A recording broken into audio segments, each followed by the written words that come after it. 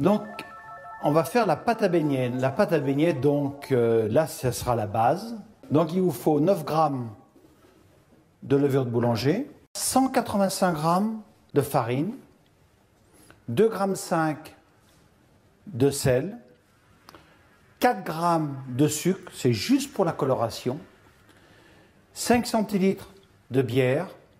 Alors, si vous ne voulez pas mettre de la bière pour les enfants, vous augmentez un tout petit peu la levure. Donc, vous enlevez la bière et au lieu de mettre 9 grammes, vous mettez 12 grammes de levure. 4 centilitres 5 d'huile, un œuf, un blanc d'œuf et 15 centilitres d'eau.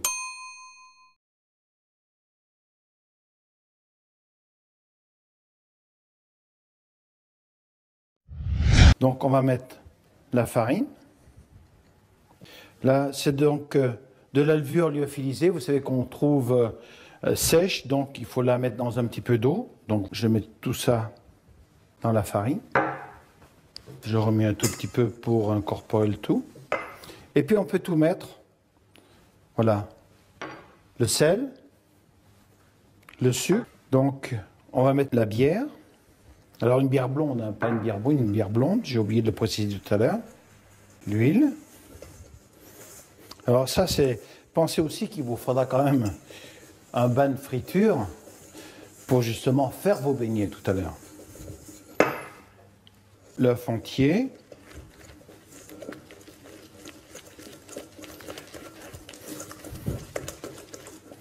Vous voyez, donc, c'est pour ça que tout à l'heure, je vous ai dit qu'il fallait un grand saladier, vous voyez. Et là, on va incorporer petit à petit l'eau. Alors, allez-y tout doucement au départ. Voilà. Donc là, ça se détend un petit peu. Alors, si vous voulez faire quelque chose un peu plus riche, au lieu de mettre de l'eau, vous remplacez l'eau par du lait. Donc, vous voyez, ça y est, là, les grumeaux sont partis. Voilà, regardez. Vous voyez, donc là, maintenant, il faut laisser reposer une demi-heure. Donc, voilà, notre pâte a bien reposé. Donc, le blanc d'œuf. Et là, donc, je vais battre le blanc. Donc, voilà, là, il est monté. Donc, je le bats bien, justement. Regardez, pour qu'il tienne, regardez, voilà.